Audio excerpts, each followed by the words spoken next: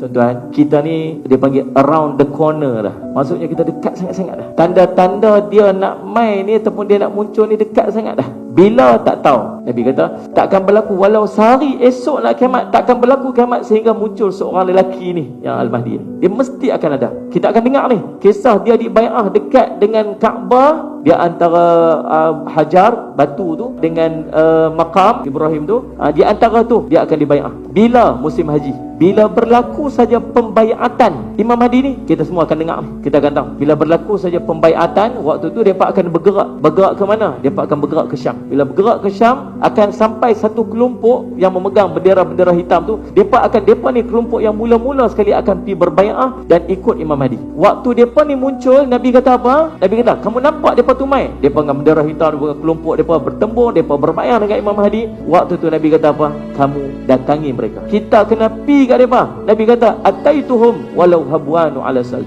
Datangi depa walau kamu terpaksa merangkak atas salji. Abang kata susah lagu mana pun mesti pi kat depa. Cuma persoalan dia, tuan-tuan cuba fikir dengar. Ni dalam keadaan macam ni, dalam keadaan aku ni.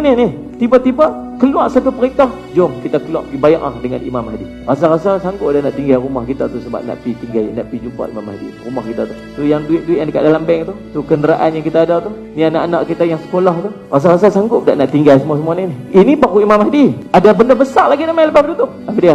Muncul Dajjal. Dan dalam tempoh tu pula akan berlaku pertembungan, peperangan yang sangat besar. Panggil Malhamah Kubra, pertemuan. Mula-mula kita bergabung dengan tentera Rom, kita bergabung, orang Islam bergabung dengan tentera Eropah, sampai kita menumpaskan musuh-musuh dia. Bila musuh-musuh dia hancur, mereka angkat salib. Dia berkata pasal salib ni lah kita diberikan kemenangan. Orang Islam tak puas hati, orang Islam mula approach mereka, jangan buat itu. Akhirnya orang Islam yang approach tu kena bunuh. Bila kena bunuh saja, maka akhirnya kita berpisah. Dan waktu tu mulalah pertembungan yang sangat besar di antara kelompok mereka dengan kelompok kita, dengan jutaan tentera tentera paling besar dalam sejarah peradaban manusia. Dua kelompok bertembung, kelompok orang Islam di bawah pimpinan Imam Mahdi dan juga bawah tentera Rom. Waktu tu berlaku bom perang tu, tak lama, 4 malam je.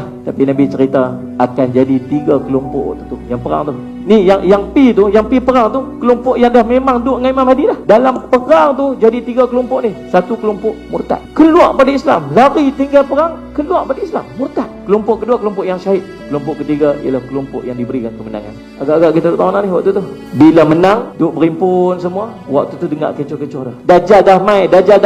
Dengar kecoh dah. Keluar mereka pergi cari tengok pokok Dajjal keluar. Bila mereka sampai ke kampung mereka, tengok Dajjal dah keluar dah daripada kampung mereka. Dan mereka patah balik mai dekat Syam. Waktu tu mereka mula berimpun, tuan-tuan sekalian, Allahumma salli ala Muhammad, berimpun untuk solat bersama dengan Imam Mahdi. Waktu itulah turun Nabi Isa AS.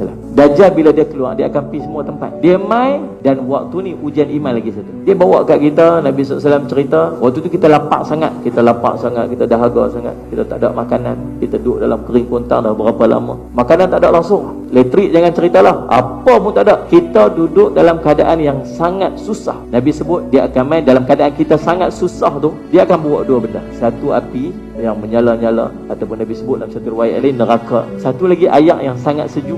Nabi SAW dalam satu riwayat lain disebut syurga. So bila tuan-tuan bertembung dengan Dajjal nanti, tuan-tuan akan jumpa benda ni. Dia mai, dia tengok kita lapar, dia tengok kita susah, dia suruh kita ikut dia. Ana rabbukumul a'la, aku ni Tuhan kamu yang maha tinggi, ikut aku. Kita duk mengaji tentang Dajjal ni, tulis kat farah, kat dahi mata dia, satu boleh tengok, satu lagi dia macam anggur kering. Nabi SAW gambar dia. Memang tahu, bersama dengan dia 70,000 bala tentera dia, 70,000 tentera orang-orang Yahudi memakai jubah-jubah. Tuan-tuan tahu, tuan-tuan akan kenal dia mai, tuan-tuan akan kenal dia. Waktu tu kita susah pula, lapar, tak ada benda makan, kita ikut aku. Kita kata tak mau, ni Dajjal. Tak mau tak apa. Dia keluar, esok tempat tu hancur. Kita duk nampak, kita duk tahu kampung sebelah hancur pasal tak mau ikut. Mai kat tempat kita, dia suruh kita ikut. Tak mau ikut, tak apa, nak jadi macam sebelah. Tuan-tuan bayang tak, tuan-tuan duduk dalam situasi, tuan-tuan nak kata apa kat dia? Kalau kita kata tak mau, kita mati. Sagi pula api ngayak. Nabi kata api yang dia bawa tu, itulah yang sejuk. Neraka Dajjal itu syurga kita. Syurga bagi Dajjal itulah neraka kita. Subhanallah. Habis yang tu, mai satu bahagian lagi. Waktu ni penentuan akidah kita Allah yang letak. Bila waktu matahari naik sebelah, barat. Waktu naik matahari sebelah barat, habis dah waktu tu. Kalau dia beriman, berimanlah dia. Kalau dia kafir, kafirlah dia. Kalau dia baru nak minta ampun, tak ada, Allah tak ampun lagi dosa dia. Yang kedua waktu mana? Waktu dabbatul ard, muncul binatang yang melata tu. Binatang tu dia akan cop kita ni, ubah kita jadi putih. Itu maksud orang beriman lah. Ubah jadi hitam, itu maksud orang kafir lah. Tuan, habis nak buat macam mana lah ni? Dekat diri kita dengan alim ulama. Tu je jalan dia. Waktu ni tuan-tuan kena duduk dekat dengan alim ulama, duduk dekat dengan majlis ilmu. Tu aja jalan dia.